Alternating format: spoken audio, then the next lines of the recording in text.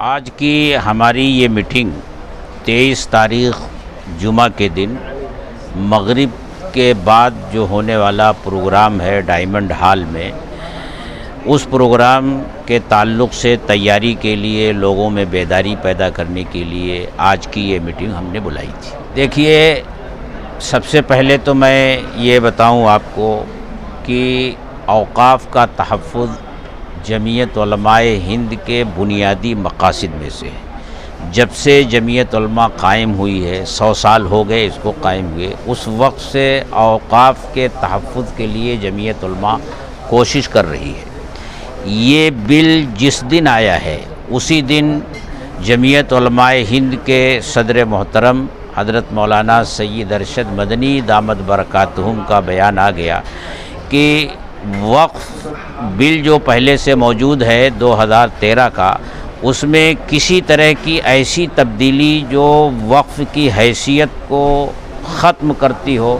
ہمیں قبول نہیں ہے اور ہم اسے برداشت نہیں کریں گے۔ اس کے بعد جب JPC بن گئی، کمیٹی بن گئی، تو حضرت کا حکم ہوا اور حضرت نے ہدایت دی کہ ہر صوبے کے لوگ ان کے یہاں جو اس کمیٹی کے ممبران ہیں ان سے ملاقات کریں اور اس بل میں کیا کیا چیزیں ہیں اور اس سے اوقاف کو کیا نقصان پہنچے گا اور حکومت کا منشا کیا ہے، اس سے ان کو آگاہ کریں اور ان سے یہ مطالبہ کریں کہ یہ وقف بل کے تعلق سے وہ اپنی رائے اس طرح دیں کہ اوقاف کو کوئی نقصان نہ پہنچے۔ تو اس سلسلے میں جمعیت علماء مہاراشٹر نے 2 ارکان پارلیمان سے ملاقات کی۔ ایک بھیونڈی حلقے کے بالیا ماما، ان سے ملاقات کی بھیونڈی میں، اور دوسرے اروند ساونت صاحب جو شیو سینا ادھو کے ممبر پارلیمنٹ ہیں، ان سے ملاقات کی دادر میں جا کر کے۔ جمعیت علماء کے وفد میں جمعیت علماء کے مختلف ارکان شریک تھے۔ ہم نے جو باتیں ان کے سامنے رکھی، انہوں نے بہت توجہ سے اس کو سنا اور انہوں نے ہمیں یہ یقین دہانی کرائی کہ ہم نے آپ کی جو باتیں سنی ہیں یہ باتیں ہم کمیٹی میں رکھیں گے اور یہ تو بہت ظلم ہو رہا ہے، ہم اس ظلم کے خلاف آواز اٹھائیں گے۔ دیکھیے، ایک تو اس میں بنیادی طور سے ہمارے حضرت مولانا سید اشہد رشیدی صاحب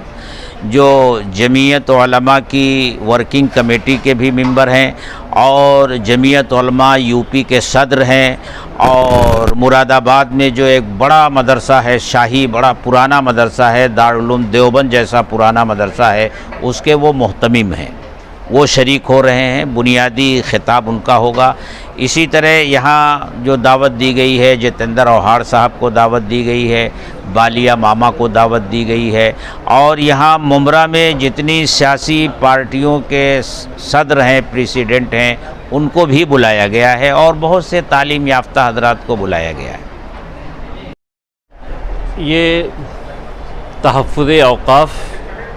کے تعلق سے اجلاس ہے اور حکومت جو اوقاف میں ترمیم کر رہی ہے، اس کے ترمیم کرنے سے جو خرابی پیدا ہوگی اور جو مسلمانوں کا نقصان ہوگا، وہ ساری چیزیں اس جلسے میں بتائی جائیں گی اور لوگوں کو سمجھایا جائے گا کہ جو 40 ترمیمیں حکومت نے کی ہیں، ان ترمیموں میں کیا کیا نقصان ہوگا اوقاف میں اور مسلمانوں کو، تاکہ لوگوں کو سمجھ میں آئے اور یہ بل پارلیمنٹ میں جو لٹکی ہوئی ہے اس کو کسی بھی طریقے سے پاس نہ ہونے دیا جائے۔ تو یہ جمعیت علماء الحمدللہ پورے ہندوستان کے اندر سب سے مشورہ کر رہی ہے، جو ممبران ہیں ان کو سمجھا بھی رہی ہے اور ساری حقیقت جو ہے وہ بتا رہی ہے تاکہ لوگوں کو بھی سمجھ میں آئے اور جو حکومت کا منشا ہے وہ اس منشے میں حکومت کامیاب نہ ہو۔ اور ہمارا یہ جو جلسہ ہے یہ الحمدللہ 23 تاریخ جمعہ کے دن ڈائمنڈ ہال